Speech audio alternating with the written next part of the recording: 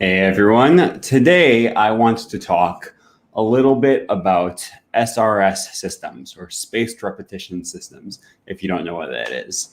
And I'm going to give my opinions, some of my experiences.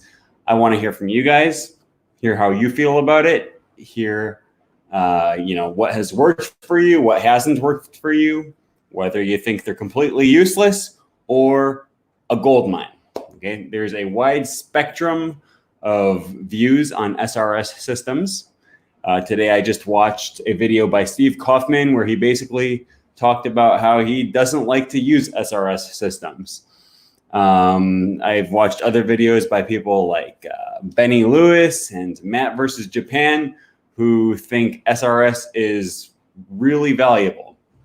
Hi, Wanya. Thanks for joining the stream. By the way, anyone who's watching, I'd love to hear from you.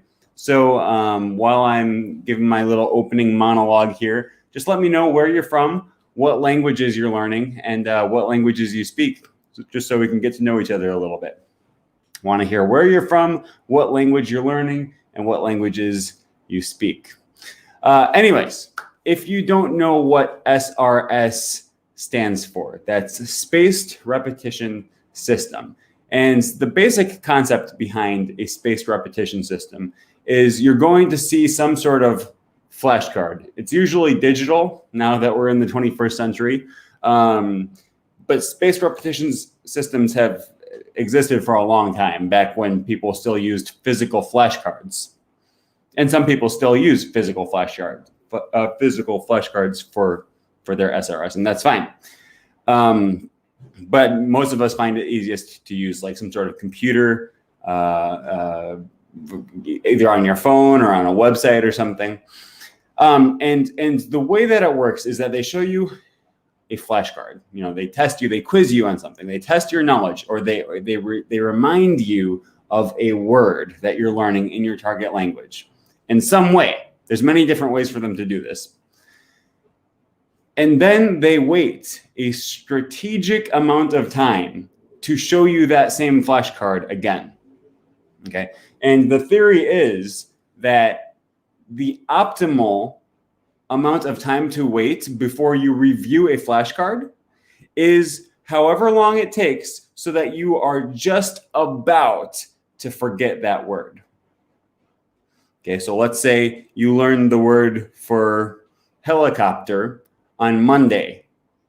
Okay. If you review it again on Tuesday, that word is still strong in your memory, in your short-term memory. If you were to review it on Wednesday, it might not be quite as strong, but you'll still remember it.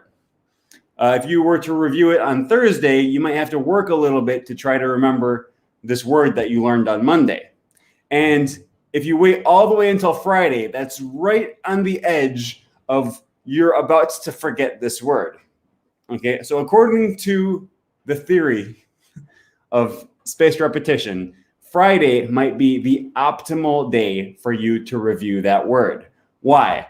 Why not review it on Tuesday, Wednesday, and Thursday? Well, for one thing, it's just going to take a lot more time if you're reviewing every single word every single day. But for another thing, if you don't need to put any effort into remembering the word for helicopter, like for example, if you reviewed it on Tuesday, you wouldn't have to put in a whole lot of effort. Therefore, your brain doesn't make note and say, hey, I have to remember this word. I have to put in some extra resources and extra effort into remembering this word. Okay. If you wait all the way until Friday and that word is no longer fresh in your mind, and you can't just easily recall it like that, your brain has to put in this extra work to remember the word, to recall the word. Okay. And that extra work, that extra effort that is caused by the additional space in between the two reviews, that actually helps you form stronger memories with that word. Okay, so that is the basic concept of spaced repetition. All right, and then the next time you review the word, you'll be able to have an even longer space in between. So generally, an SRS system might have you review the first word the day after you learn it. Okay, and then the next time you review that word might be 3 days later. and then 7 days later, and then 10 days later, right? So as you go, it gradually starts to space out your reviews of the same word so that it's always right on the edge of the time that you would naturally start to forget that word. It's not perfect. Like, obviously there's no algorithm that's going to predict when you would forget it with perfect accuracy, but the goal is to get as close to that as possible. Now, before we get into any discussion, I do want to share with you guys really quickly. Here's my little advertisement. If you guys are interested in private lessons or language coaching with me, go ahead and check out my Patreon. The link to this, to my Patreon is in the description below this video. It's just patreon.com/fingtem. You don't need all of this extra landing true stuff. I'm just starting this week. I just released this new tier system. I'm trying out a new type of support that I can give you guys. So for $6 a month, I will be your personal language coach over text, whether that's over Facebook Messenger or, WhatsApp or just regular text messaging. We'll exchange contact information. For $6 a month, I will do a live chat with you just to get to know you, get to know what kind of language goals you've set for yourself, what language you're learning, why you want to learn it, how quickly you need to learn. All right. And then I will provide you text-based support, right? And I'll be, I'm very good about responding to messages of my patrons. I've said this before. I always try to respond to comments on my YouTube channel, but I just get so many comments. I'm not always able to keep up to them. I do read them all, but I can't necessarily give a thoughtful response to everyone who messages me on YouTube. I make it a priority to always respond to my patrons, though. So if you're interested in just like maybe you don't know where to start with learning the language, or maybe you've been learning the language for a while, but you're hitting a plateau and you don't know where to go from here, head over to my Patreon, check out this tier. I am limiting it right now because I don't know how many people will be interested and I don't want to get overwhelmed by people. So I'm limiting this to 4 patrons per month. Okay, so if you're interested in a monthly plan of $6 per month and getting some coaching, I help a lot of people. I am a private language teacher. That's what I do for a living. So I help a lot of people make plans for their language learning goals. And yeah, that's what this tier is all about. Anyways, enough about me. Let's talk about you guys. Okay. We're talking about spaced repetition systems, right? So obviously the really famous ones are Anki and Memrise, maybe Quizlet. Drops is now sort of becoming a big contender on the scene. There's also a spaced repetition on Link, which I think has, it's not perfect, but it has a lot to recommend it. Namely the fact that if you're already using Link, then the spaced repetition on Link is going to be really valuable because you're going to get spaced repetition on the words that you're already seeing in the stuff that you're reading on Link. So I guess before we jump into any conversation, I want to ask you guys, please, I see that there's 18 of you currently watching the stream. If you're watching, I want to hear what your experience with spaced repetition systems are, what your experience is. Have you ever used them before? Have you never tried them? Have you been using them for a long time? Have you tried it and then quit? I have to tell you, I've had quite a wide variety of experiences with spaced repetitions, as in I have used all of the spaced repetition systems that I just mentioned, right? I've used physical flashcards, I've used Anki, Memrise, Link, Drops. I've tried them all and I've quit most of them. But then I tend to come back to them after a while. Also, Closemaster, which I just did a review video on a few weeks ago. Wafi Arditur says, I've never used it. Okay, yeah. If you've never used spaced repetition, this is something to at least be aware of. You're going to hear people talk about this a lot in the language learning community. And honestly, in my opinion, it's something you should try. Right? If you've never heard of Duolingo before, you've never used Duolingo, you just never gave it a try. Duolingo is not my favorite language learning system, but you should at least be aware of it because it's a powerhouse. It's probably the most famous language learning app, and everyone talks about Duolingo. If you've never tried it, at least give it a try. Not saying you should stick with it, but just be aware of it. Okay, let me go through here and answer some of these questions here. Does comprehensible input just apply to languages? Yes. I don't know how else you would use the concept of comprehensible input. Okay. Evan says, hey, I'm from Florida studying Swedish. I can speak Spanish and Esperanto. Saluton, Evan. Dankon por spekti la rektansendon. Okay. Ellen says, I've used Anki to learn English, and now I'm using it to learn French. So for me, it works. And it's a big but, not one size fits all. And what works for me doesn't work for everyone. True. Okay, I'm just going to plow through some of these comments. Hello from Miami, acquiring Turkish, still at A1 or A2. Thanks for joining the stream, Hava. Okay. And just only SRS alone really doesn't work.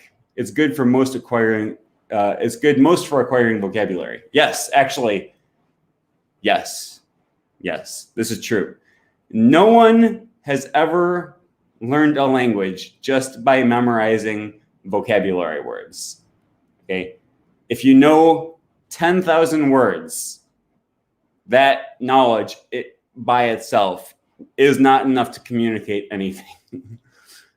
You have to learn how to put those words into sentences. And I'm not saying you should study grammar rules per se. There's lots of ways to learn grammar without studying grammar rules explicitly. Okay, and one thing that you can do actually, even within the realm of SRS, is rather than using SRS systems to memorize vocabulary words, use SRS systems to memorize phrases, okay, sentences. An example sentence in your target language is much more powerful than any explanation of how to use the grammar in that sentence, okay? I could sit you down and give you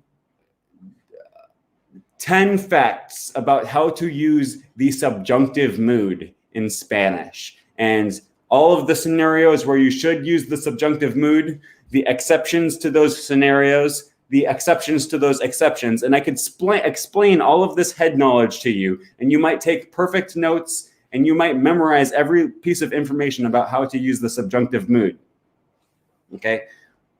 That's not as useful as just looking at, let's say, 10 or 20 sentences that use the subjunctive mood, or watching a short video, let's say maybe a dialogue between two characters where they use the subjunctive mood.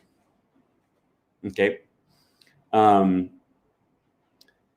In my opinion, it's just better to see words in action and in context. And that's certainly better than just memorizing an English word and then its Spanish language translation.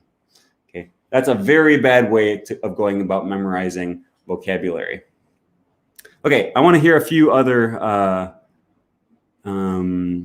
opinions before I start to share more of my opinion.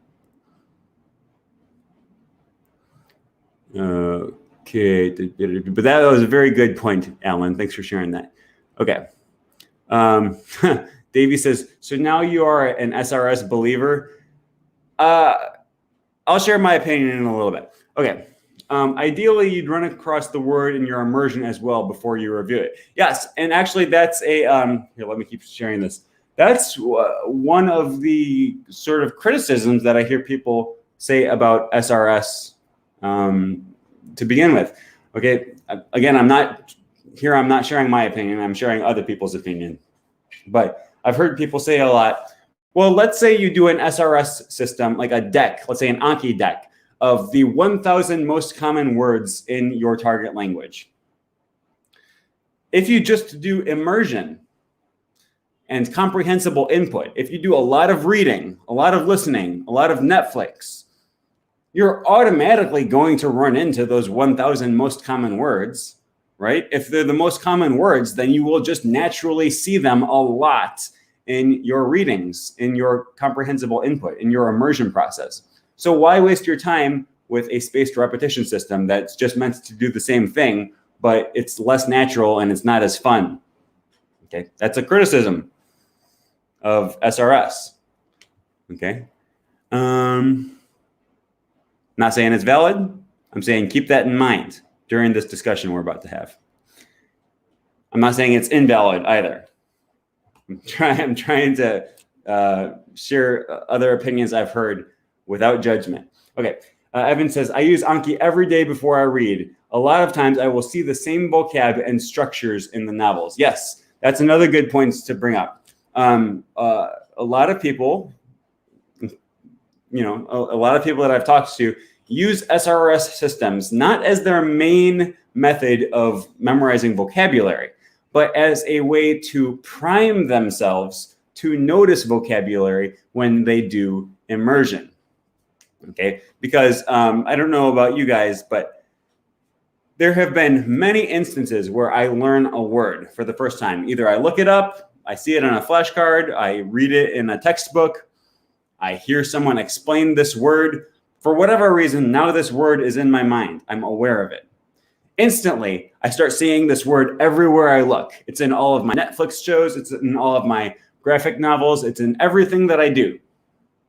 Okay, I'm seeing this word everywhere. It's like when you buy a car for the first time, and you've never seen it before, you never noticed it, but then you buy this car and then you see the same model everywhere, right? It was there all along, you just weren't noticing it. And so a lot of us use SRS systems not as the powerhouse that drives our vocabulary acquisition, but just as a sort of a slightly more systematic mechanism for seeding these vocabulary words in our consciousness, in our awareness, so that we pay attention to those words and that we notice those words when we are reading or watching Netflix.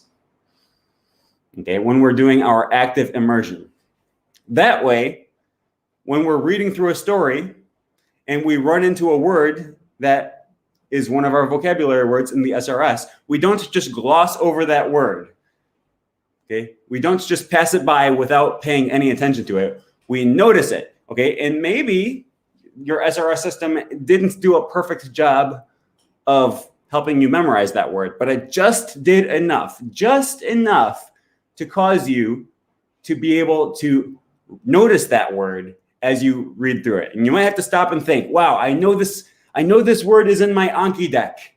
I remember seeing this word, but I don't remember it. Okay, well, at least now you're noticing the word as you read or as you listen to your podcast or listen to music or watch YouTube videos or whatever it is. At least now you're noticing it. You have seeded that word. You've planted the seed in your mind. Okay, you have primed your memory of that word, and you're going to start seeing that word now. Every time you see it in your reading, you're not just going to gloss over it. You're going to notice it.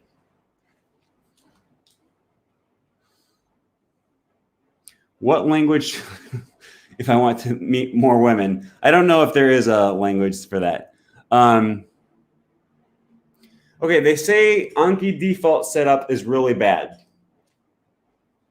Yeah, the beautiful thing about Anki is that it's very customizable. Okay, it's much more customizable than Memrise, link, drops, anything like that. Drops, in my opinion, drops is really bad. It's not customizable at all. And the vocabulary that they choose is very often bad, kind of bizarre. I don't like drops for that reason. If you know a little bit of HTML, or HTML is not hard to learn with a basic Google search. If you know a little bit of HTML, or if you can learn a little bit, Anki is very customizable, and you can really set up your flashcards exactly the way that you want it. Okay. I've never used it until just this week. It's not fun trying to make it more interesting and engaging. Anki, you're referring to spaced repetition in particular? Yeah, well, that's a valid criticism. Okay, reading through an SRS deck, just doing a bunch of flashcards, isn't fun, right? That's not what we think of as fun. Maybe you might have a little bit of fun doing it, especially if you're brand new to a language and you're really excited. Okay, but that's not what we traditionally think of as fun. Okay, reading a book, you might think of that as fun. Watching Netflix, fun. Okay, having a conversation with a friend, fun. Flashcards, you'd have to be a real nerd if this is your prototypical idea of fun. Okay. Yeah, it's not fun. And that's why so many of you know I basically have what I call the 3 pillars of language learning. The 3 things that you should do to support your language learning. There's other things you can do on the side, like Duolingo, language classes, a little bit of grammar study. That stuff's all fine on the side, but that's not the main course. That's not what's holding up the structure of your language learning. The 3 pillars are comprehensible input, conversation practice, and vocabulary acquisition. Okay. Really, I suppose you could just do it with just the 2 pillars: conversational input, conversation practice, and comprehensible input. But man, a little bit of focused vocabulary acquisition is very powerful in support of those other 2. Okay. Now, in terms of just pure time spent on these 3 pillars, there's a little bit of flex in there. Okay. Comprehensible input is definitely very, very powerful in helping you acquire a language. Conversation practice is absolutely essential if you want to be able to speak a language. You just will not get to the point of speaking unless you start speaking. You just have to do it. You have to come out of your silent box that you've been hiding in. At some point, you have to start speaking. Okay. Vocabulary practice is much less fun than those 2 other pillars. Okay. So if you are reading a book, let's say for comprehensible input, that's something that, man, you get to a certain level in your language and you can just read through fiction stories. You can read through nonfiction, history, psychology, self-help books, whatever you're interested in. That's something you can do for hours and hours and hours, right? Watching Netflix series. We do that, and there's a reason that we binge watch shows. We can't stop, okay? If you get to the point where you're like that in your target language, that's very powerful, okay? That's fun. Conversation practice is fun. It should be fun. Okay? It's scary at first, maybe, but once you get to the point where you just enjoy having conversations with people, you can do that for a long time. You hold text message conversations over Facebook, over WhatsApp, message find a girlfriend that speaks your target language, right? If you have a crush on someone, you want to message them all day long. If you can do that in your target language, that's beautiful, okay? Even if it's just a friend that you enjoy chatting with, you share videos with each other, you You message back and forth, you tell jokes, you send memes to each other, whatever you do, that's fun. Okay. The fact that that comprehensible input and vocabulary and conversation practice are so enjoyable is a huge motivating factor, and that's part of the reason why they're so useful for learning a language. Flashcards aren't fun, but in my opinion, they're a huge help in supporting those other two.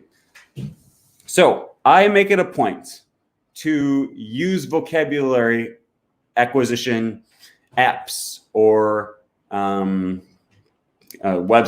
Right now I'm using Anki. Okay, I'm using Anki every day. I kind of switch it up. I used Closemaster for several months. I used Memrise for several months. Now I'm using Anki. I'll probably get bored of Anki before too long.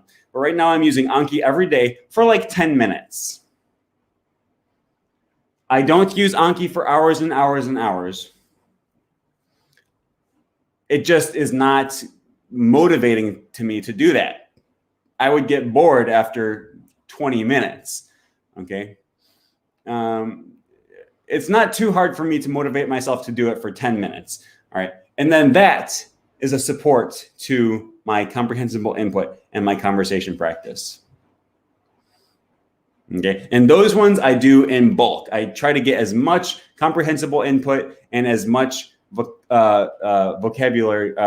conversation practice as I can. Try to fill my day with as much as those as I can. And it's hard, you know, there's a finite number of hours in a day.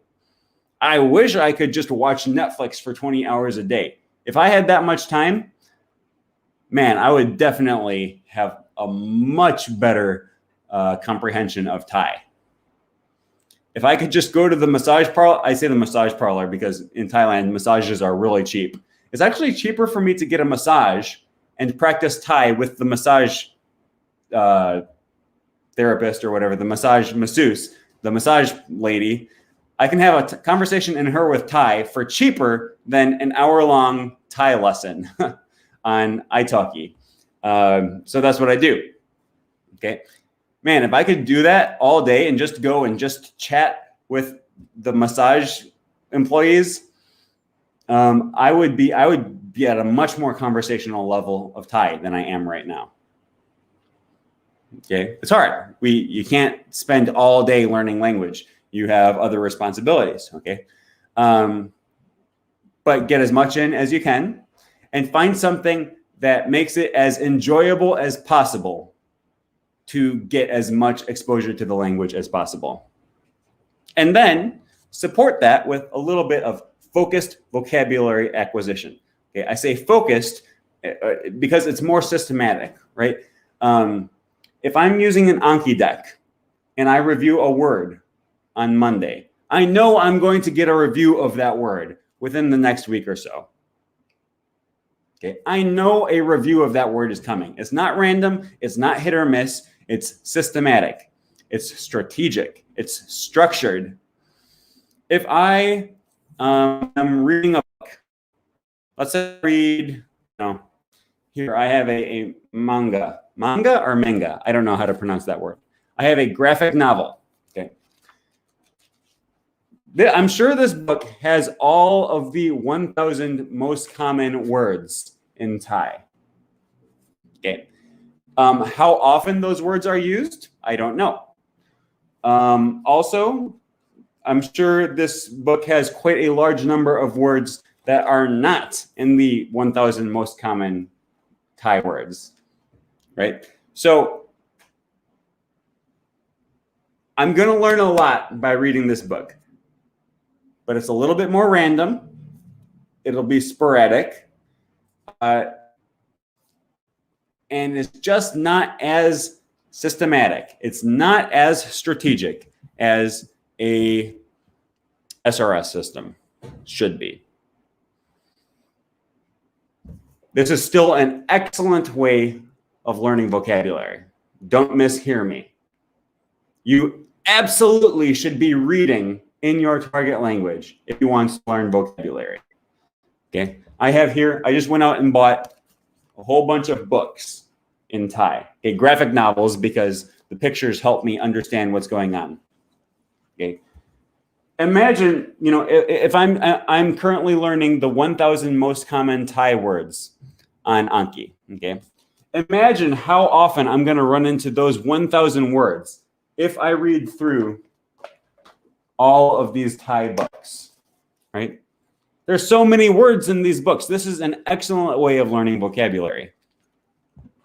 And I just use Anki. Right now it's Anki. I just use spaced repetition as a way of helping me notice the words in these books. I try to get in at least an hour every day. I don't always succeed in that. I have so much stuff I'm trying to do. Trying to run a YouTube channel. I got to teach lessons.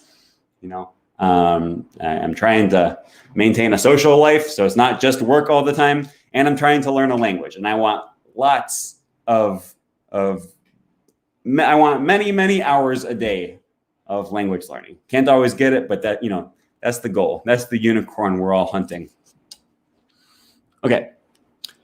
Let me see a few more comments here. Okay, let's go through.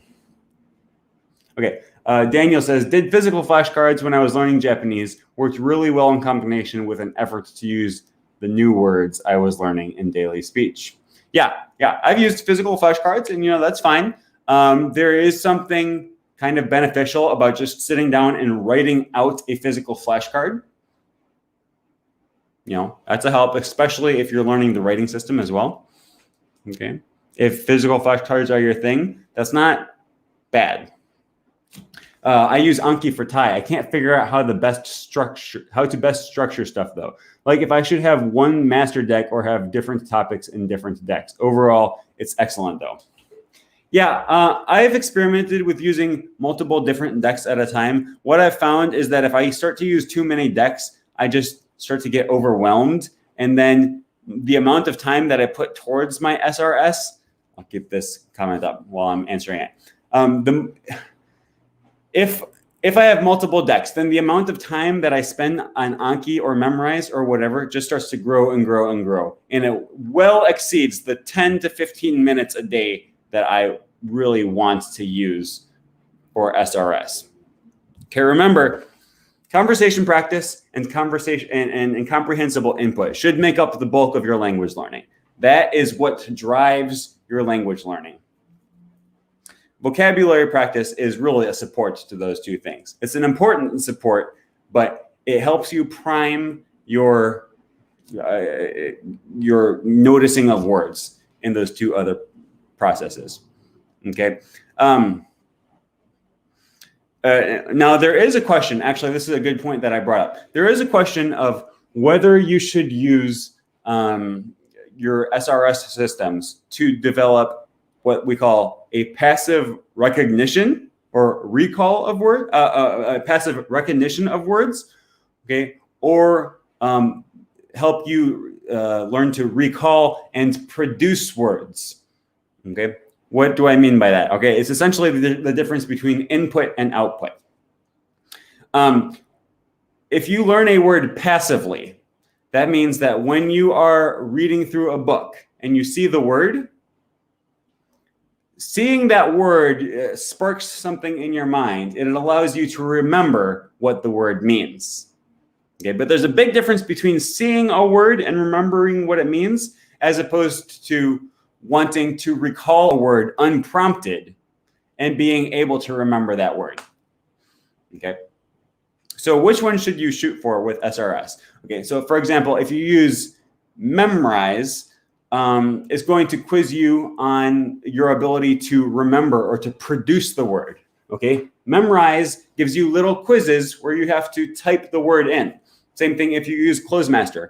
There's an option to use text input as your input, as your I suppose it would be actually your output method, right? Okay, that's I don't like that.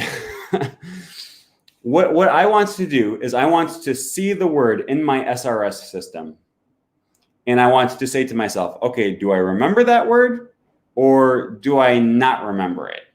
And if I remember it, good. Then I just click remember, or I click 4 or 3, you know, or whatever. I remember this word 3 out of 4. That's how well I remember it. That's why I'm using Anki right now, and that's why I like Anki. The same was true of when I was using Closemaster.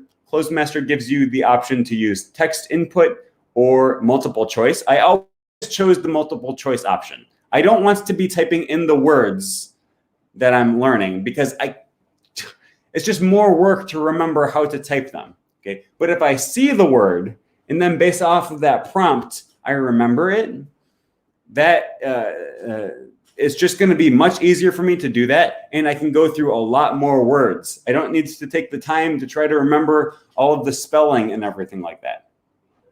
Okay. And what this is preparing me for is seeing the words when I'm reading my books. Okay. It's not necessarily preparing you for conversation practice all the time, necessarily. Okay. Well, that's not true. It's not necessarily preparing you to speak those words when it comes time for you to produce them unprompted. Okay.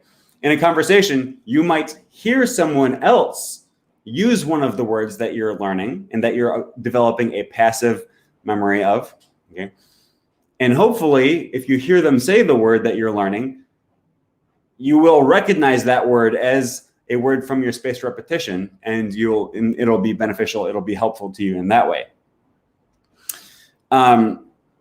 You might not necessarily be able to produce that word on command whenever you need to. Okay. In order to develop that skill, it's going to take a lot more time. Okay. So what I'm doing right now is basically I just use the Thai side. Actually, I can show you this. I have not yet used my Anki deck today. I'll show you how I set up my Anki decks.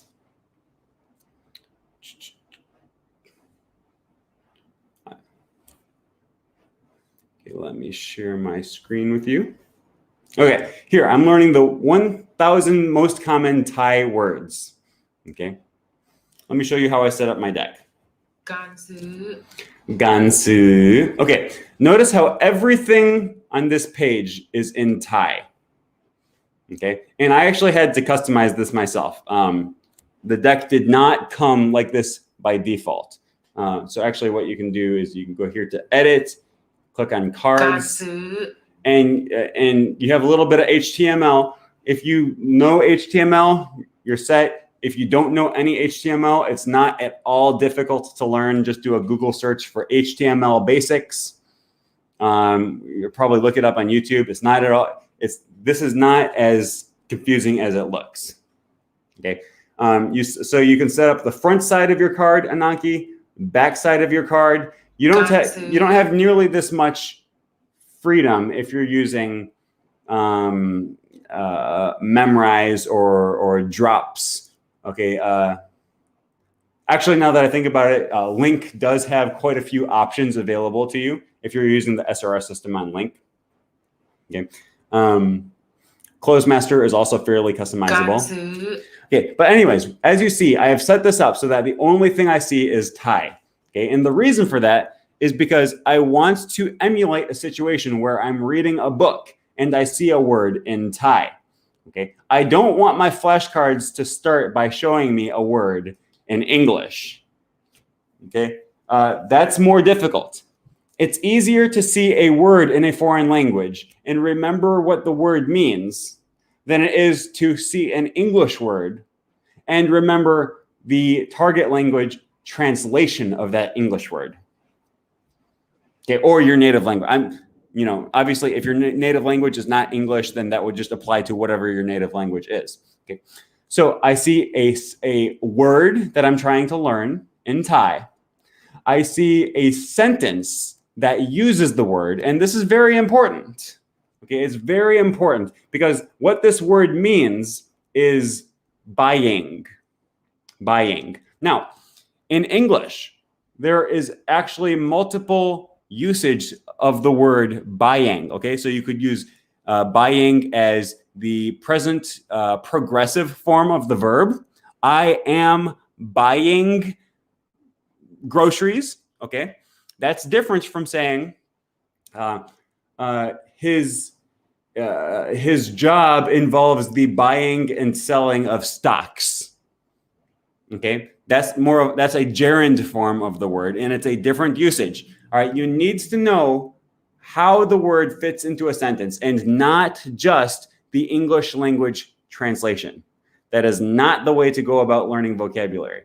So I always like to use a full sentence or at least a full phrase that uses the word so I can see how it fits in as a part of the puzzle, as a piece of the puzzle into the larger sentence. Okay. I also have this little thing down here so I can hear it as many times as I need to. Okay, so I can get that pronunciation. All right. And then just show answer. All right. And here I see the English language translation of the word, and I can just then I just ask myself, all right, did I remember this word or did I not remember the word? And in fact, I did remember it, so I'm going to click good. Okay. And so notice again, everything is in Thai. Every word I see in here, I first see the target language word, and then I check that against the English language. Okay, and I did remember this one, so I'm going to click good. All right. Anyways, that is a just a quick rundown of how I set up my SRS systems. I always want to see the target language first, not my native language. And the reason is because that's what I'm going to see when I'm reading. That's what I'm going to see when I'm doing my comprehensible input. Let me go through a few more questions here on the side. So SRS is like programming our brains with information that can be retrieved later to either understand it or to be intrigued to understand the info. Yeah, I guess you could say that. The way I think of SRS systems is it puts little seeds in your brain. Okay. If an SRS plant, this is a good metaphor I just came up with. If SRS plants the seed, then comprehensible input waters the seed. Just SRS by itself that's not ideal. That's not optimal. If you really, really enjoy SRS and it's just so fun to you, like, okay, no judgment, to each his own. If what you dream of doing all day is just having fun playing SRS, then by all means, go ahead and do it. Do what you enjoy. If there's some way that you can spend more time in your target language with something that you enjoy, with something that's fun to you, and it's just easy to spend hours and hours and hours doing it because it's so fun, then by all means, you have found a gold mine. There's some way, you have some way to enjoy using the language all day long, so do it. Yes, the vast majority of us don't find SRS that fun. You might find reading to be that fun. Okay, if you're like me, you really enjoy reading, you like fiction, you like novels, you like nonfiction. You know, I like to read books about science. I'm definitely not at the point yet where I could be reading science or philosophy books in Thai. Hopefully someday I will get there. But stories, graphic novels are easy for me to read because, you know, it's easy to follow along when you see, okay, well, there's a tiger. I don't even need to know the word for tiger in Thai to understand that it's a tiger, right?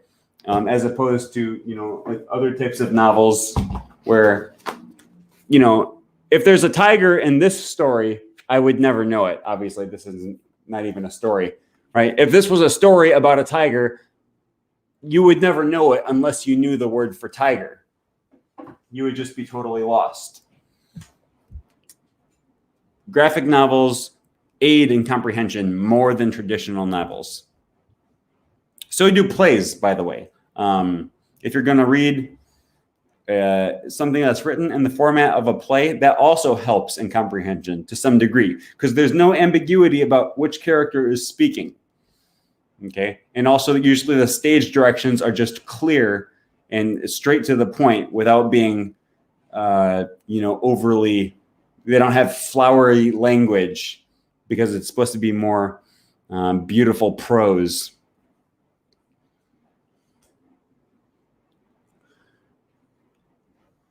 Let me just read through some of these. Okay. Notes of statements and questions everywhere in my house. It just has helped me remember vocabulary and grammar just in the first week. Hey, yeah, if you're, whatever you do to help you expose you to more phrases and sentences in your target language, great. Vocabulary comes from listening and reading. Yeah, so what he's saying is comprehensible input, essentially. Input is the key to learning vocab. Yes, the problem is when you do lots of reading and listening and you don't understand the words, you just skip over those words, you don't pay attention to them, you don't notice them, you don't remember them because you've never learned them before. Whereas if you had just primed your brain to notice those words in the first place, you would be doing a lot more learning as you read and listen. Okay, but you are 100% correct, though. Right? The power of the true work gets done in your vocabulary acquisition when you're reading. Reading is such a powerful way of learning vocabulary. But all I'm saying is there's a way to make it even more powerful. And that's if you plant the seed first before you water it.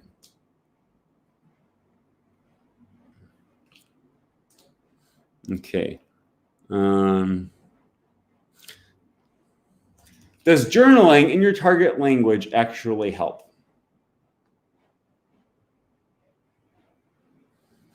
It depends on who you are. In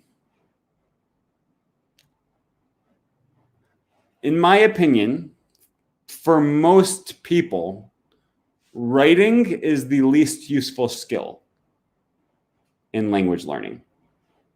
Okay. It's not all that common that I need to write something in Thai. Okay. On occasion, I need to message someone something, and messaging systems have, they have autocorrect. I always have the time to look something up in a dictionary. And so it's useful. I'm not saying it's useless. But for me, it's the least useful of the four skills: reading, writing, speaking, listening. Okay. Reading and writing are very important. I'm sorry, reading and listening are very important. That's comprehensible input. Speaking is very important. That's mainly what I want to be able to do in the language. Okay. So reading, listening, and speaking are very important. Writing is of only moderate importance to me. But if you have some reason that writing is very important to you, then that's a skill that you need to practice. So yeah, anything that you can do to practice the skill that you're going to need is going to be beneficial for you. Does repeating material out loud help things stick better than reviewing quietly? And I don't know if it will actually help things stick better in your brain. What I do know is that sometimes you have to practice speaking out loud in order to get muscle memory in your tongue. Okay, so that's why whenever I do Pimsleur CDs, I do them in the car so that I can speak them out loud when I'm by myself with no one else around to hear. Okay. That is very important. You need to speak out loud to get that practice, moving your lips, moving your tongue, moving your mouth in whatever way that is very foreign to you. Okay, if you're learning Spanish, you're going to need to practice playing around with your tongue in order to get that. Okay, that does not come naturally to most of us. If you're learning French, you might not be able to pronounce the or e. Okay, these are not sounds that exist in English. And you won't just be able to hear someone explain how to pronounce. Okay, I could tell you, in order to pronounce the U sound in French, you need to round your lips like a U, but put your tongue forward as in the E sound. Okay, I could explain to you how to pronounce a U sound in French, but you won't be able to do it. It's like you can't just read a book on swimming and then jump into a pool. It's like you have to take baby steps, wade into the pool, practice your arm strokes, practice holding onto a paddleboard and then kick, right? You have to get that muscle memory down.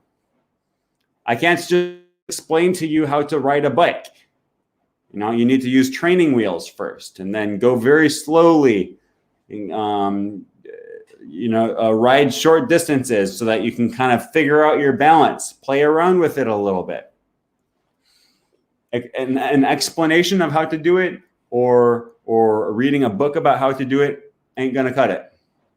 You have to use those muscles and learn how to use those muscles in order to get that muscle memory down. So yeah, speaking out loud, it is essential to learn proper pronunciations. Now, whether it makes vocabulary words stick better in your brain, I don't know. I'm not aware of any research on that. And it seems, if there is any beneficial, if there's any benefit to that, as far as remembering vocabulary words, I would bet it's probably not very strong. Okay, I didn't mean I thought SRS is fun, just that I was trying to make it more interesting. Yeah. All right, and most of us don't find SRS to be fun. Okay, maybe a little bit fun at first, like moderately fun, at least to hold our attention for 20 minutes, because we also know that it will happen to help us learn a language. But none of us do SRS just for fun. Okay.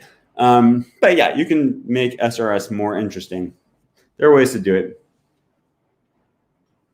When should I transition to speaking? That is the question.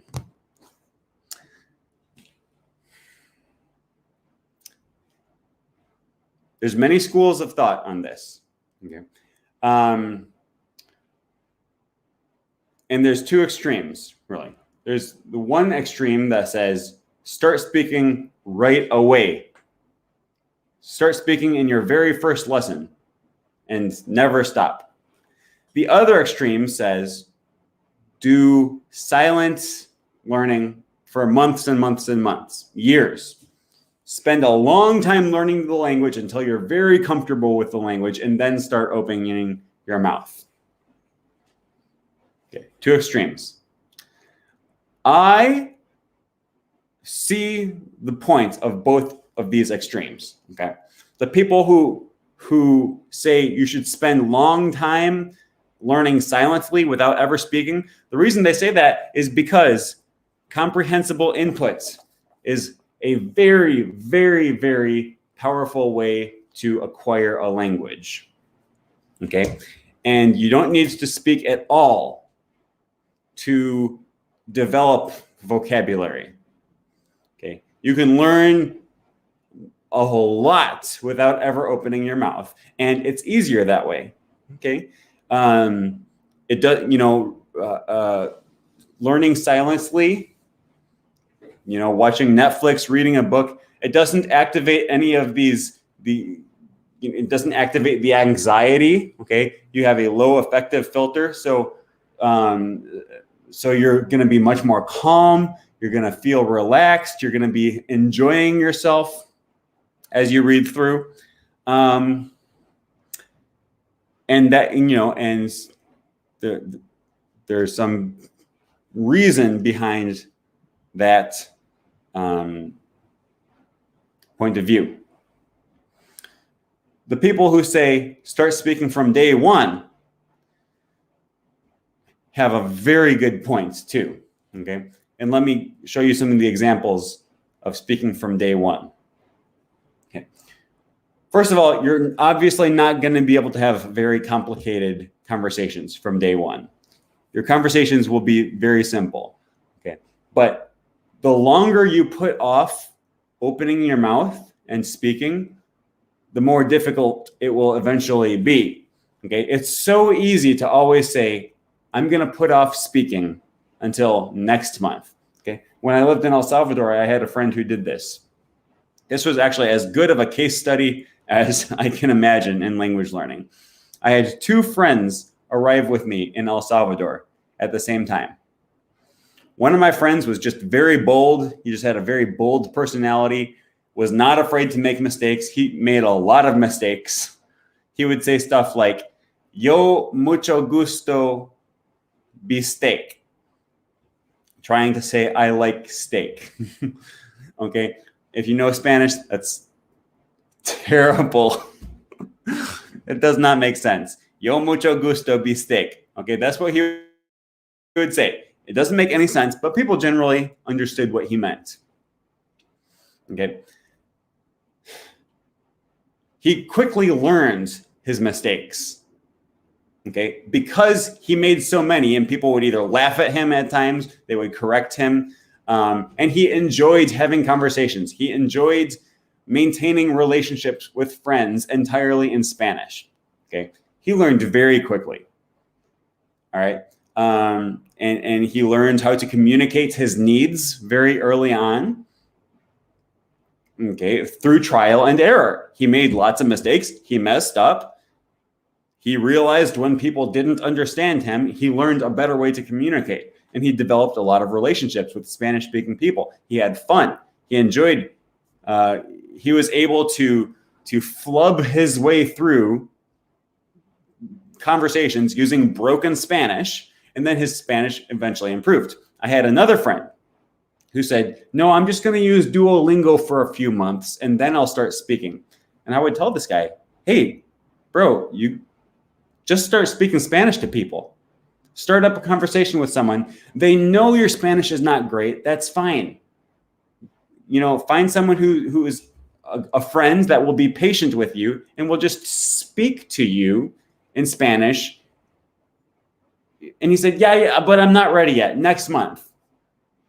Okay, 2 months later, I have the same conversation with this guy. He says, I'm not quite there yet. Just give me another month. I'm using flashcards. I'm learning vocabulary words. I'm doing Duolingo. I'm going to Spanish class. Next month, I'll start speaking next month. 10 months later, he still was really not able to speak very much Spanish. Like really barely at all. My other friend, who just started speaking right away, without fear of making mistakes, he was absolutely fluent in Spanish in 10 months. He was able to, that doesn't mean he was perfect. He still made mistakes.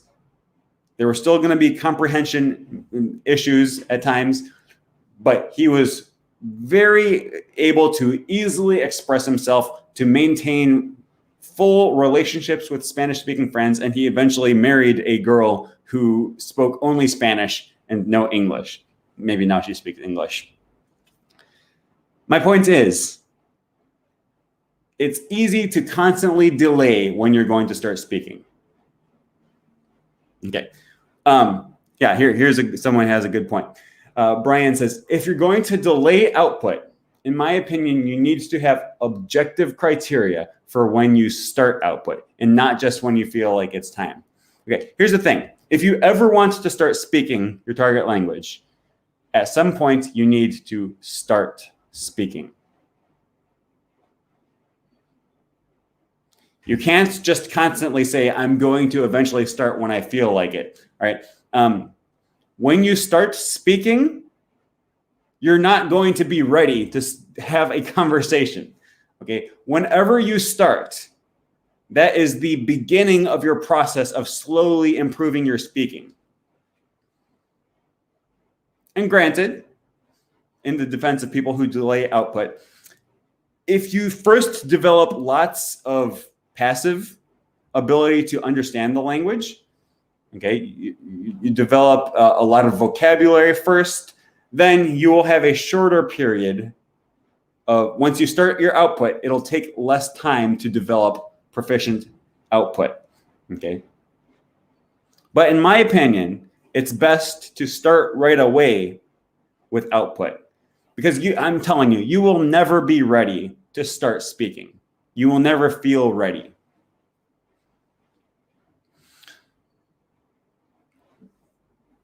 what you have to do is get comfortable with speaking imperfectly. That's the key. You have to just tell yourself, okay, I'm going to make mistakes and I'm okay with that. It's going to be uncomfortable and I'm comfortable with that. I accept that this is not going to be easy. I accept that I'm going to make lots of mistakes. I'm going to sound like an idiot. I'm going to make a fool of myself. And that's okay for a period. And then once you adopt that mindset, you will eventually, once you adopt that mindset, that's the start of when you will start making progress in your speaking ability. Okay, so that's my rant on that.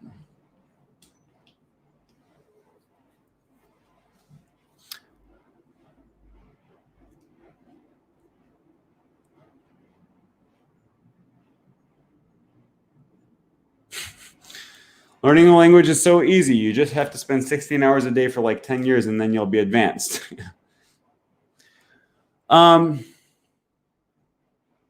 Is talking to yourself in the new language an effective strategy or a waste? It is an effective strategy for learning pronunciation. You have to speak to yourself in order to learn how to move your tongue. Okay. Pimsleur I found to be really helpful for this. If you listen very carefully to how a native speaker speaks, and then you repeat it out loud, using your mouth, using your tongue, not just in your mind, but you speak out loud, activate all the muscles you're going to need when you're actually speaking. That is a very effective way of developing your ability to produce the sounds of the language. Okay. I don't think it's necessarily a super beneficial way of learning to recall words or use grammar properly or anything like that. But it is a good way of improving in vocabulary. Yeah. I'm sorry. Another big part of the reason why I say you should start speaking up front, especially if you're going to be moving to the country. Okay, if you're just learning from home, that's one thing. But if you live in the country where you're trying to learn their language, all of the reading that you did during your silent period, where you were intentionally learning vocabulary, you were getting input, you were not learning how to speak at all of the reading and all of the vocabulary you learned in that period is not going to be helpful in ordering dinner or telling a taxi cab driver where to go. Okay. If you move to a country, start learning how to speak. Okay. Open up that silent box that you've been living in and step out of the box. Okay. Once you take that step out of the silent box, it's that the first step is the hardest. Then keep going with your speaking, and you'll realize as you go on that it's not as humiliating to make a mistake. Okay. The hardest step is when you first start speaking, but once you do it, it gets easier from there. Okay. And you do not need to have a passive vocabulary of 3,000 words before you develop the ability to order dinner for yourself or give directions to a cab driver. Okay. There's no reason to wait that long before you start learning to say the basics in your target language. In all, I should say this. Some people are just very social. Everyone's different. Okay. I'm not saying a silence period is wrong for everyone. But especially if you're a very social person, maybe sitting down and reading a book is not super compelling to you. But going on Hello Talk and maintaining a text conversation with a new friend, maybe that's something that you could do all day long because you like people. Okay. If that is something that will compel you to use the language, then that's valuable. That's something you should be doing. Okay. Again, whether it's output or input, whatever you find that motivates you to spend lots of time with the language, that is valuable. Even if, for whatever reason, Duolingo is the thing that just brings you fulfillment and you're just able to go to town all day and you love every second of it, then hey, then I guess Duolingo is the way to go. I don't know if that person exists, but if you're out there and you're watching this and you're wondering if Duolingo is a good way to learn the language, if you can spend hours a day Duolingo and love it, do it. Do it. Okay. I would like you to talk about different stages of extending reading with examples. Thank you. So they have what's called extensive reading and intensive reading. Okay, intensive reading is not maybe we need more research on this, but as far as what I can tell, the research says intensive reading is not the most effective use of your time. And intensive reading is where you study every word. Okay, you go through your book and you look up every word you don't know, right? You pull up your dictionary, you learn all the grammar, you make sure you understand the whole page before you move on to the next page. That's time consuming, and you're not going to get as much input. You're not going to see as many example sentences that way. It's better most of the time to go through a book, go through a story, and basically ignore the parts that you don't understand, because more often than not, you'll be able to understand the overarching message of the story if you understand, let's say, 7 out of 10 sentences, and then 3 out of 10 sentences you didn't get. I'm oversimplifying things here. If there's 3 out of 10 sentences that you didn't get, you can kind of fill in the blanks yourself, right? Because you understand where the story is going. You don't understand every detail, and that's okay. All right. I find that it's a lot easier to do that when I have other aids to comprehension. So for example, I can see the pictures in these stories. I can see, who the characters are. I'm not confused about when the setting changes from an alleyway to being indoors. Okay. Pictures just give me a lot of comprehension help. And if you can spend lots of time reading, seeing words in your target language without stopping to look them up, that is going to be time better spent, because we don't learn languages in dictionaries. We learn languages by seeing the examples, by having the input, and by understanding the message. Okay. And this is borne out in the research. Look up anything by Dr. Stephen Krashen. He's probably the most famous researcher on this subject. He absolutely is the most famous researcher in terms of comprehensible input. The data is pretty clear as far as I'm aware. Oops, I think I had a internet outage there for a second. The research is fairly clear as far as I can tell, that extensive reading, extensive input is the way to go if you can. Indian Polyglot says, my question got missed. I'm sorry. That's what I'm saying here. I'm sorry. I get so many questions. I apologize if I missed anyone. Oh, okay. Here. What is your opinion on learning multiple languages together and in target language alone? Okay.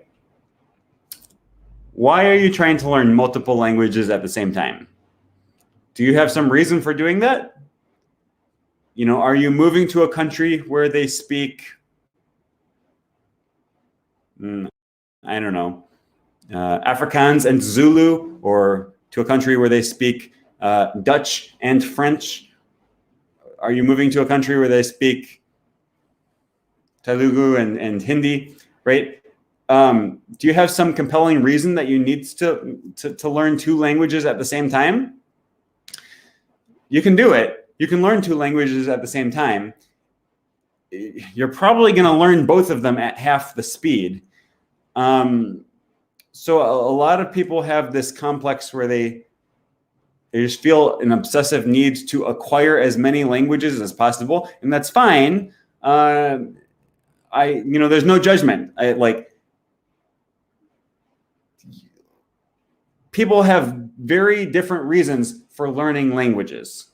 Okay, I'm going to leave this comment up here so we can look at it. People have very different reasons for learning languages, and there's no wrong reason to learn language. I also think if someone, this is a controversial opinion, but in my opinion, if you have no interest in learning a language, then don't learn a language. Like, there's no reason to learn a language if you don't want to, and if you do want to learn a language, here's another controversial opinion. Let's say you want to learn Latin or Esperanto or Klingon or Tokipona.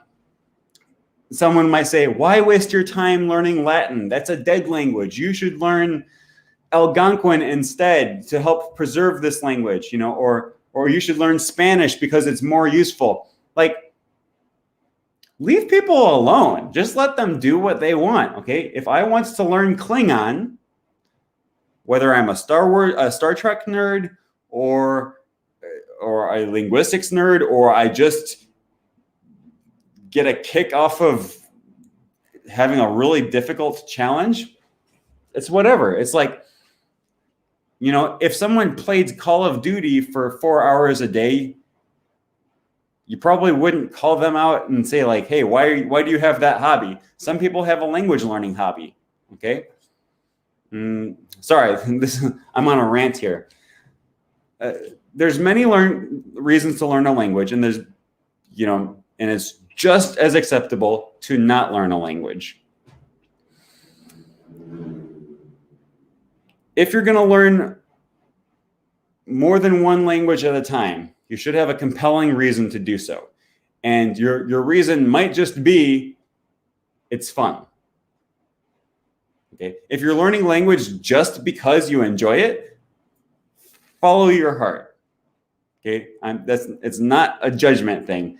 Some people just, Moses McCormick, rest in peace. He learned so many languages poorly. He spoke very few languages well, but he spoke a ton of languages poorly, and more power to him. He enjoyed that. That's what filled him with joy when he would go to the mall and he found someone who spoke Wolof, and he could speak Wolof to them in their native language, right? That's what he wanted, and that's what he did. Okay, follow your heart. If you have some compelling reason that you need to learn a language, like for me, for example, moving to Thailand, it's very beneficial for me to learn how to speak Thai so that I can interact with other human beings around me. All right. I don't want to learn Thai at half speed by introducing another language that I don't need. Okay. So when you ask me, what is my opinion on learning multiple languages together? It's up to you. Okay. But be really honest and ask yourself why you need to learn 2 languages at the same time. If you need to, then by all means, go for it. Just be aware that it's a lot harder to learn 2 languages at once than it is to learn 1 language. Okay. Again, I apologize for missing your question here. I mentioned this earlier. Here, let me share this screen again. I mentioned this earlier, but I just get so many comments. I do try to read them all, answer them all. I can't always answer every single question. But for those who are following me on Patreon, supporting my channel on Patreon, I do absolutely make it a priority to answer all comments, all messages that I get from you. So again, I mentioned this earlier. If you're interested in personalized language coaching, for $6 a month, otherwise, other levels of support for $2, $3 a month, check out my Patreon. The link is in the description below this video for anyone who's interested in that. Okay, let me hide this comment here. All right. Does learning 2 languages at the same time work? You can do it. People have done it. Some people learn 3 languages, 4 languages at the same time. You can do it. It's just a lot harder. You need a lot more time, and you won't learn those languages as quickly as you would if you were focusing in on one. So be realistic. I'm not telling you what to do. I'm just telling you, know the consequences and be realistic. Okay.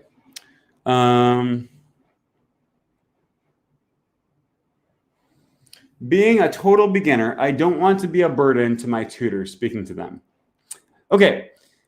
Yeah. So, okay. There's always a certain level of fear and guilt and nervousness about speaking your target language. Okay. That's very common. And as soon as you can forego that feeling of not wanting to speak,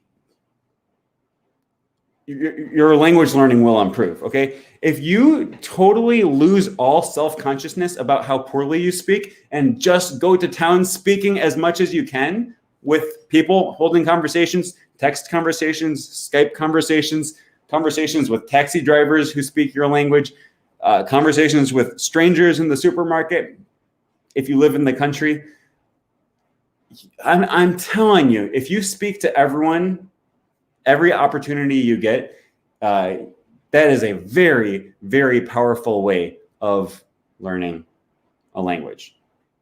You can improve very quickly, especially if that's the kind of thing that you enjoy. There's a lot of people who say it's okay to take a silent period for a finite period of time and just do passive input, okay? Without producing, just take in the language but never produce it. Okay, you can do that for a period. That's one school of thought. In my opinion, I don't like that school of thought as much, but we're all different. Okay, everyone's entitled to their opinion. But do note, even in that school of thought, there comes a time where you will have to finally start speaking. If you don't start speaking, you never will get to the point where you can speak. Okay? It's like they're 2 separate skills, right? You can develop lots of vocabulary, develop your understanding of grammar, you can develop the ability to read. Okay, that's a separate skill that doesn't translate directly into being able to converse in the language. They're related because they use the same vocabulary words and the same grammar. Okay, and so learning to read and listen to a language first will be of some value in helping you go forward speaking. But they're not the same skill. They're linked, but different. There's imagine a Venn diagram. There's overlap, but you can't rely on all of the easy input in order to help you start putting out the difficult output.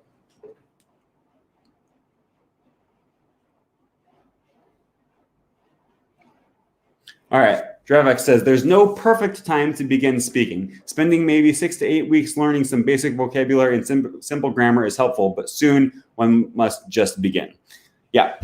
And, some people, some very prolific, very successful language learners like Steve Kaufman go months and months and months without ever intentionally speaking. Okay. Here in Thailand, they have what they call, I think is the AUA approach, which is where you go and you sit through a whole bunch of classes. And in these classes, you have 2 teachers who just speak to each other. They just speak, and the students just listen. All right. And the entire approach is nothing but the students listening to conversations. Okay. And it's effective if you can take that long period of time without ever having to speak. Okay. The problem with that approach that I have is that, let's say I dedicate 9 months of my life to learning to listen to the Thai language and understand, and that 9 months is very effective at helping me understand Thai. That's 9 months that I was just living in Thailand without being able to order a meal in Thai because they didn't teach me how to speak at all. That's 9 months where after that long period, then I have to start from square one. Let's say square two. I have to start from space number 2, okay, with my speaking ability. Okay, and you know, and so I don't like that. I like to start speaking as early as possible. Okay, Drevik says here, maybe spend 6 to 8 weeks learning some basic vocabulary. All right, if you are the kind of person where you like, it's just so nerve-wracking, the idea of speaking, okay, learn a little bit of basic vocabulary first, but there's easy ways to start speaking. You don't have to jump right into the deep end. You can dip your toes in with speaking. Okay, you can have a very simple conversation with someone on Hello Talk. Okay, you can use translators. You can use dictionaries. A text conversation is not as difficult as a face-to-face conversation. And you're still getting that output practice. Okay. Eventually work your way up to a Skype conversation. Okay, but meeting someone for the first time and having a very basic text conversation is not terribly nerve-wracking. You might not think you're ready. You probably never will think you're ready. The other thing you can do is pay an Italki tutor. You can usually get Italki tutors for a very reasonable price. Pay them, and then you're just paying someone to be patient with you. Pay them and say, listen, I speak very poorly, and that's the purpose of this lesson. That's why I'm paying you. I'm paying you just to have a basic conversation with me and be patient and help me when I don't know what to say. Start speaking before you think you're ready, because if you wait for that moment would never come. Precisely my point. At some point, you're going to need to start speaking, and whenever that moment is, it will almost inevitably be before you think you're ready to start speaking. I still get confused to pronounce some words in my target language. Yeah, I mean, you know, and that's going to happen. You know, thematically here, speaking is the way to start getting over that.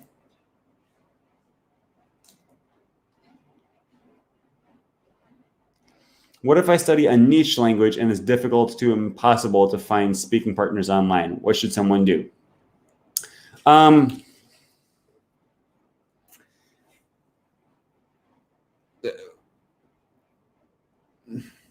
I kind of went through, well, okay, in some ways, Thai is a bit of a niche language. You know, it's not Spanish or French or German or Mandarin, right? So it was a lot more difficult to find resources for Thai speakers, for Thai learners. Okay. With that said, there are some apps that just have like 200 languages in them, right? Hello Talk, you go to Hello Talk, there's many languages. Now, I don't necessarily know how many users each of those languages have, but they're there. There's probably a Facebook group for every language in existence, or a Reddit, like a subreddit. Okay. There are Italki tutors in basically every language. I would not be surprised if there are Italki tutors for Klingon. I haven't verified that. The example just came to my mind, but you get what I'm saying. If you're learning Latin, a dead language, if you're learning, an endangered language, there's bound to be someone online. Now you might need to pay. Maybe you can't find someone on HelloTalk, but you can find someone on italki who you'll just have to pay them to speak to you. There are resources online. The internet is a big, big place. And if there is a language, that means there must be someone who speaks that language. Okay, unless it's a dead language like Latin or something. In which case, well, if you're learning Latin, why are you learning it? Probably will never run into someone that you need to speak Latin to. Maybe if you're learning Latin, maybe you want to read Marcus Aurelius, or you want to read the Vulgate Bible or something. Whatever your reason is, find what it is that you're looking for in that case. Okay. If you're learning Latin, you probably don't need to speak it to anyone. So just practice reading. I suppose, this is coming after me giving a long rant about why you should speak a language that you're learning. Again, no judgment. Assess your goals. Assess your goals. Are you learning a language because you want to be able to read ancient texts? By all means, learn to read and not speak if that's not your goal. Okay, but I'm generalizing here, but most of us are learning a language because we want to speak to other people. And if that's your goal, you just need to learn to speak eventually. Okay. And if you're learning a language that you want to be able to speak with someone, there must be someone that you want to speak to. So find that person and speak to them, even if it's a niche language, as True Friend puts it. Okay, so you disagree with the MIA folks that say it's harder for Asian languages like Japanese required to delay speaking for like 2 years. They believe you'll end up with better results down the road. That's BS. Or that's BS. It's not BS. Okay. The best way to acquire a language is through input. Okay. They're not wrong about that. You can learn so much vocabulary by just going through and reading a bunch or watching Netflix. I don't disagree with them. That's a very, very powerful way to learn vocabulary, to master the nuance of grammar. That's a good method. I agree with MIA folks. I did an interview with Matt versus Japan a few months ago, and he has a lot of good points. Matt is a very intelligent individual. Okay. You can just tell. I am a big fan of his website, refold.la. He has a lot of good insights. My opinion is that, let's say you're going to dedicate 2 years to mass input. Why can't you speak during that time? Okay. Let's say you're going to dedicate 4 hours a day to reading and listening and watching Netflix.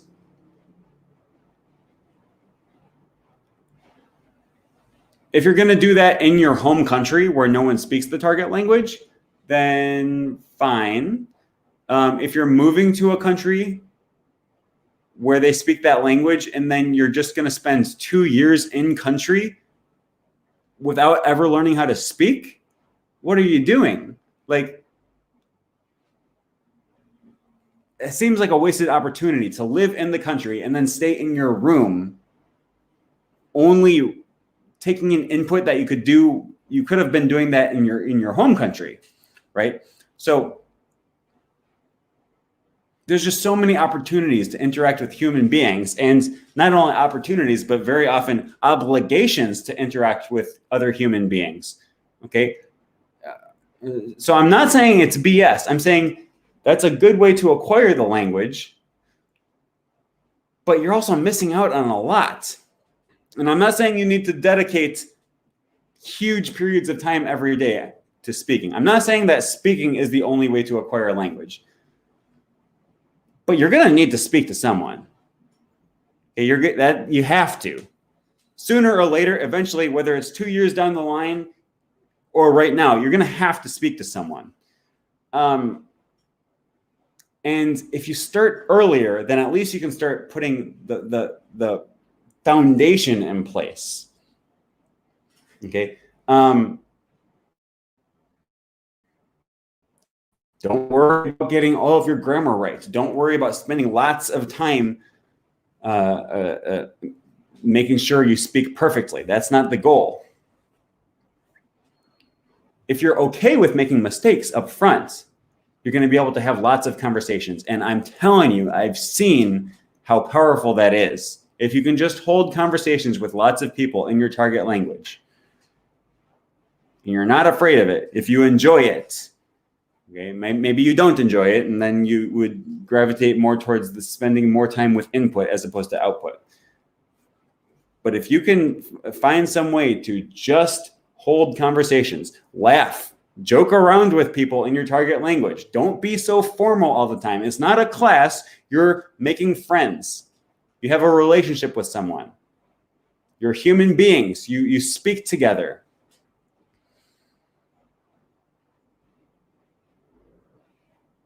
You make mistakes. They're okay with that. They're patient with you. They're your friend, right? I'm telling you, I have seen how powerful that is in language learning. I gave earlier in this stream, I gave an example from my personal experience. For those who are missing, one friend who started speaking right away. One other friend who said, "I'll start next month. I'll start speaking."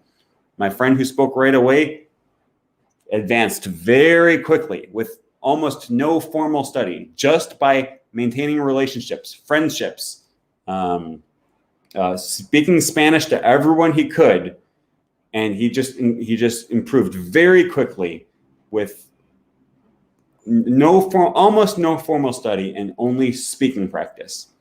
Okay. And you're going to get comprehensible input when you're in a conversation too, right? A conversation is half input and half output. Well, presumably, actually a conversation might be more input than output, right? So it's not a dichotomy. I'm a big supporter of comprehensible input. I hold up these books every time I say the word input, as if a book is, this is just my little illustration here. I'm a big supporter of comprehensible input. Do comprehensible input as much as you can. Fill your day with comprehensible input. I just don't see a reason to delay speaking. I don't see any reason why you should do that. Like, speaking is such a valuable skill, especially if you're going to live in the country. Even speaking and learning to speak in a very limited sense is better than learning to not speak at all. Why would you do that to yourself? Living in a country for 2 years before you start speaking. Yeah, I'm going to call BS on that. Actually, I take back my previous stance. I'm saying that's BS. Now, I don't think the MIA approach is BS. I'm saying MIA is great. Mass immersion, immerse yourself as much as you can, but that's not mutually exclusive with speaking. They can coexist very nicely, I might add. I'm doing exactly what you just say. Just ignore confusing words later on, and I'll be able to guess what it means. Yeah, and by guess, you can ignore a word that you don't understand. You don't even need to guess. Okay, you can just ignore that word, forget it, not pay any attention to it, and not be any worse off because that word wasn't even necessary. It wasn't even essential.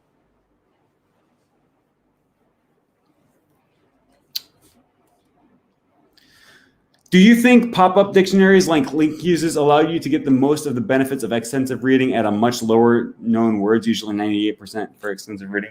Yeah, I think pop-up dictionaries are fine. You know, the main criticism I have for intensive reading is that it takes so long.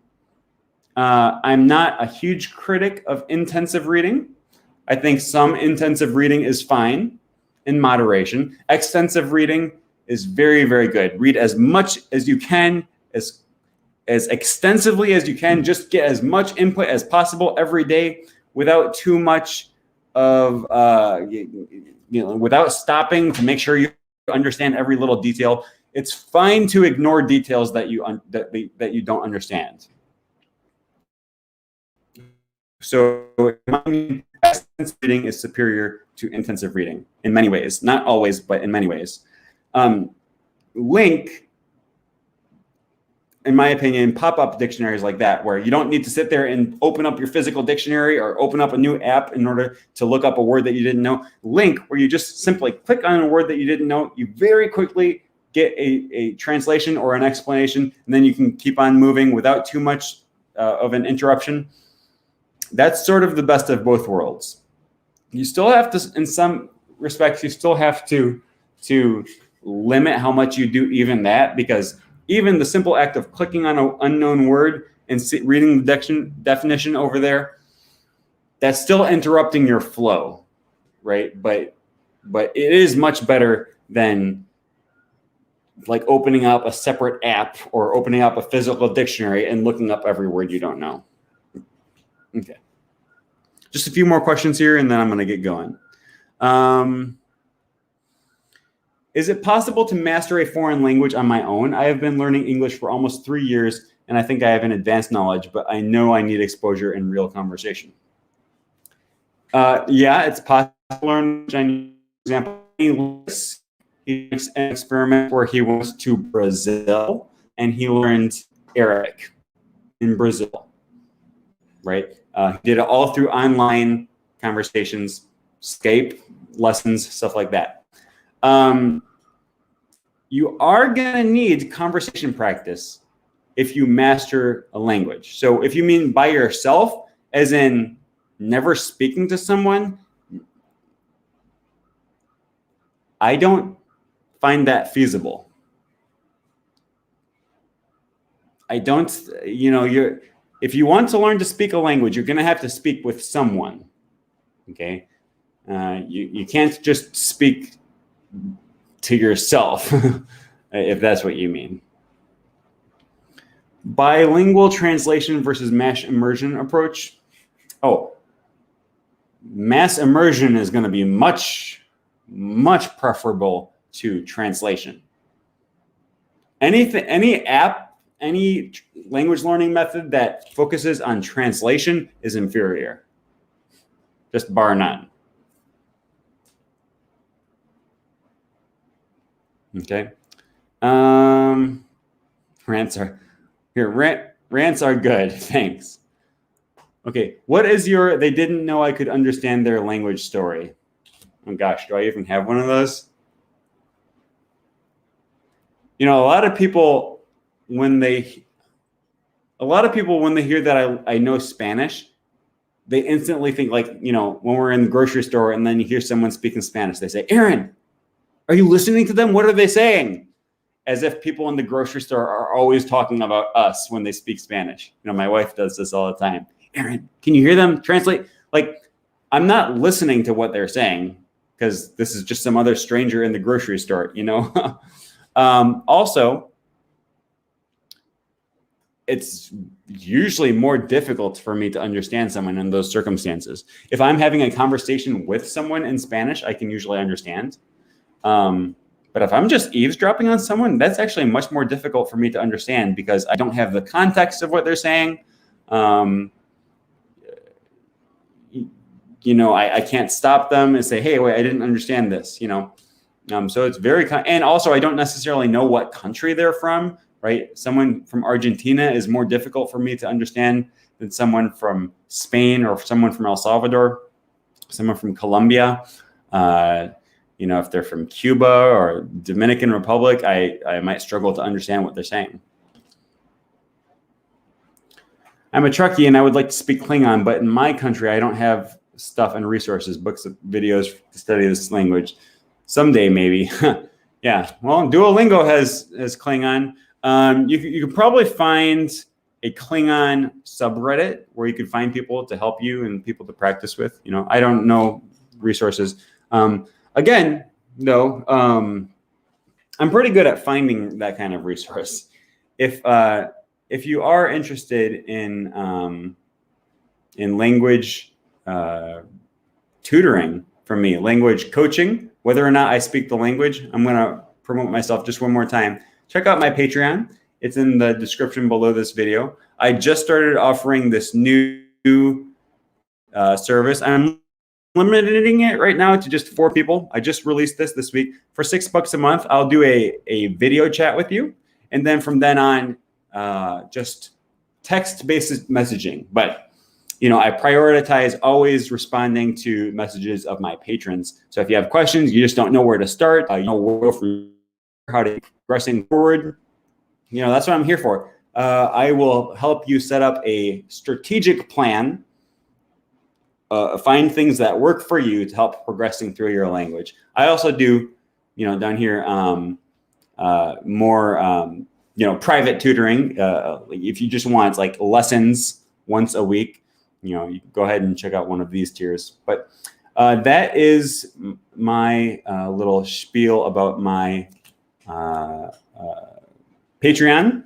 You know, I am trying to do this as a full-time job and get away from, you know, my more traditional teaching, so that I can focus on YouTube and keep bringing you guys value through my YouTube channel. I also tried to make as much content available for free as I can. I'm working on some video courses.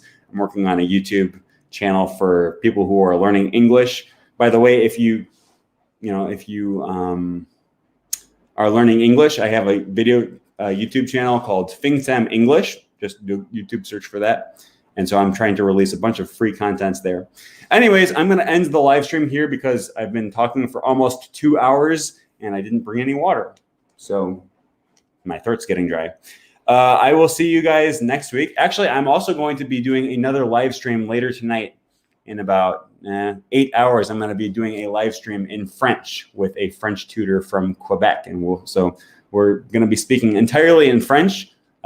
Hopefully my French isn't too rusty from basically neglecting it while I've been in Thailand. But if you're interested in that, swing by in a few hours and I'll see you guys then.